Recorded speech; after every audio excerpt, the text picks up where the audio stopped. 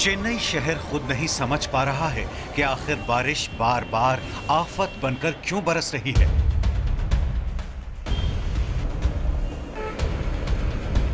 शहर तो हमेशा से ही समंदर के किनारे था, लेकिन नवंबर महीने में हुई बारिश ने पिछले 100 साल का रिकॉर्ड तोड़ दिया है। बारिश तो जैसे चेन्नई की दुश्मन बन गई है। लगातार 10 दिनों की भारी बारिश के बाद चेन्नई ने राहत की सांस ली थी कि अचानक कल फिर बारिश होने लगी। सोमवार को दोबारा शुरू हुई भारी बारिश ने पिछले 100 सालों में नवंबर को दूसरा सबसे ज्यादा बारिश वाला महीना बना दिया। साल 1918 में नवंबर महीने में चेन्नई में 1088.4 mm बारिश हुई थी, जबकि इस साल सिर्फ नवंबर महीने में चेन्नई में 1218.6 mm बारिश हुई है। लेकिन कहानी सिर्फ बारिश के रिकॉर्ड तोड़ने की नहीं, बल्कि तबाही मचाने की है।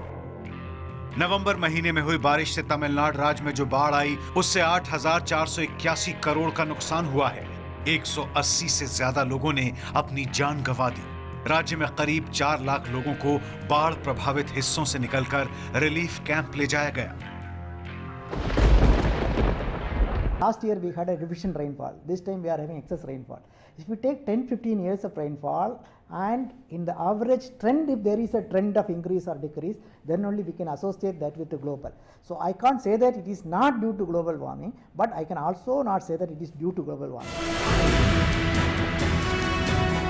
बाढ़ के बाद बारिश ने जो तबाही मचाई, उसकी तस्वीरें आप सब ने देखी। ये सब इसलिए हो रहा है क्योंकि धरती गर्म हो रही है। धरती का तापमान जितना होना चाहिए उससे कहीं ज्यादा है। पेरिस में दुनिया के 190 से ज्यादा देश जुटे हैं इस कोशिश में कि क्या धरती के बढ़ते तापमान को रोका जा सकता है, और अगर रोका जा सकता है तो कैसे। पेरिस में महासम्मेलन हो रहा है और चेन्नई से लेकर चीन तक और चीन से लेकर दिल्ली तक गर्म होती धरती के सबूत दिखाई दे रहे हैं। ये तस्वीरें देश की राजधानी दिल्ली की हैं, जहां 500 मीटर देख तो सकते हैं, लेकिन जिस हवा में सांस ले रहे हैं वो फेफड़ों के लिए ठीक नहीं है। सोमवार को तो और भी बुरा हाल था, 200 मीटर से ज्यादा नहीं दिख रहा था।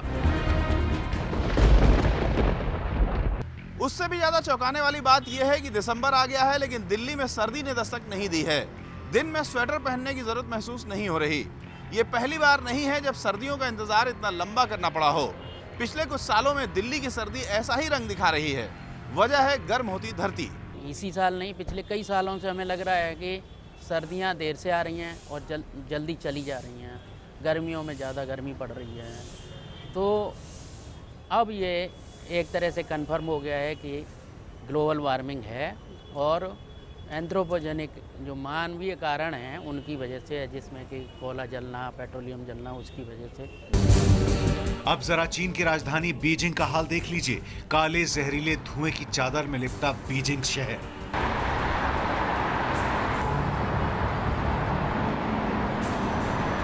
बीजिंग में प्रदूषण का इतना बुरा हाल है कि कल बीजिंग में ऑरेंज अलर्ट जारी कर दिया गया था। हाईवे बंद, ट्रक, कारखाने और कंस्ट्रक्शन सब बंद कर दिया गया। ऑरेंज अलर्ट यानी हवा में इतना जहर है कि घर से बाहर मत निकलो। चीन अपनी तरक्की की कीमत चुका रहा है, क्योंकि अब चीन में पैसा है, गाड़ियां ही गाड़ियां हैं, कारखाने हैं। यहां तक कि सर्दियों में उत्तरी चीन में अब इतने हीटर जलते हैं कि बीजिंग की हवा का प्रदूषण जाता ही नहीं। हवा में कार्बन छोड़ने पर नियंत्रण करने के लिए पेरिस में दुनिया भर के देश जो माथापच्ची कर रहे हैं, उसमें चीन नंबर 1 है। अब सोच लीजिए दुनिया कहां आ पहुंची है। अब भी नहीं संभले तो फिर धरती बचाना मुश्किल हो जाएगा।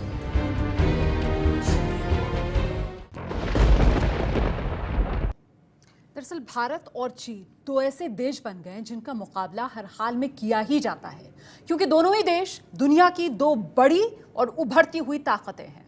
दोनों ही देश तरक्की तो कर रहे हैं, लेकिन भारत और चीन की राजधानियों की हवा सांस लेने लायक नहीं रह गई है।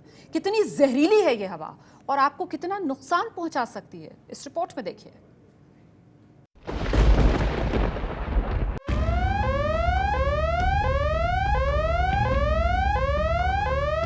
हर बार हर बात पर भारत और चीन की तुलना की जाती है। प्रदूषण के मामले में भी हम चीन को टक्कर दे रहे हैं, लेकिन चीन अपने नागरिकों को हवा में घुले जहर से बचाने के लिए जो कर रहा है, हम उसमें बहुत पीछे नजर आते हैं।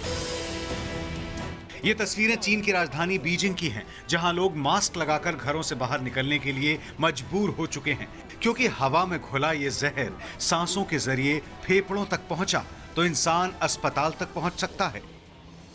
हवा कितनी जहरीली है इसको नापने के लिए जो एयर क्वालिटी इंडेक्स होता है, उसको 300 के पार नहीं जाना चाहिए। 300 के पार होने पर लोगों को बाहर निकलने से मना किया जाता है। सोमवार को बीजिंग में ये इंडेक्स 500 के पार 624 तक पहुंच गया था।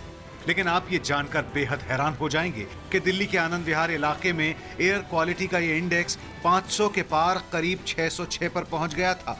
606 यानी बेहद जहरीली हवा जो दिल और फेफड़ों दोनों पर बहुत बुरा असर डालती है। स्मोक की वजह से बहुत ज़्यादा चेस्ट के पेशेंट्स आ रहे हैं ओपीडीज में, और सबसे बड़ी बात यह है कि जो दवा हम दे रहे हैं वो भी इतनी जल्दी काम नहीं कर रही। जो चीज़ पहले 2 दिन में ठीक होती थी वो भी 5-5, 10-10 दिन लग रही है। धुएं की वजह से कंटिन्यूसली जो चेस्ट में हम इनहेल कर रहे हैं, सिम्टम्स बरकरार रहते हैं, खांसी, सांस में कंजेशन। बीजिंग में हवा जहरीली हुई तो ऑरेंज अलर्ट जारी कर दिया गया, लेकिन दिल्ली में कुछ नहीं हुआ। बीजिंग में हाईवे, कंस्ट्रक्शन, कारखाने सब बंद कर दिए गए, लेकिन यहाँ सब कुछ हर रोज की तरह सामान्य चल रहा है। ठंड लग के खांसी हुई थी, सांस लेने में दिक्कत थी मेरे को। 5-6 दिन से खांसी करके खांसी नहीं हो रही थी, बलगम भी निकल नहीं रही थी और रात को सो नहीं पा रही थी। आपको बता दें कि हवा में जहर बताने वाले इंडेक्स का ये कांटा 0 से 50 के बीच हो तो इसका मतलब हवा साफ सुथरी है। 51 से 100 के बीच हो तो मामला काबू में होता है।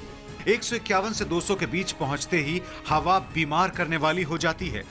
201 से 300 के बीच पहुंचते ही ये हवा बहुत ज्यादा बीमार करने वाली हो जाती है और घर से बाहर ना निकलने की सलाह दी जाती है। तो हम लोग यही सजेस्ट करते हैं अपने मरीज़ों को कि सुबह अर्ली मॉर्निंग में जब ये स्मोक का लेवल सबसे ज़्यादा होता है, और लेट इवनिंग्स में जब ऑफिस के जो व्हीकल्स हैं वो पोल्यूशन करते हैं और level of pollution is very high, तो आप कृपा करके बाहर मत जाएं घर के। बड़ा दुख होता है कहते हुए कि मॉर्निंग वॉक आप इस शहर में नहीं कर सकते।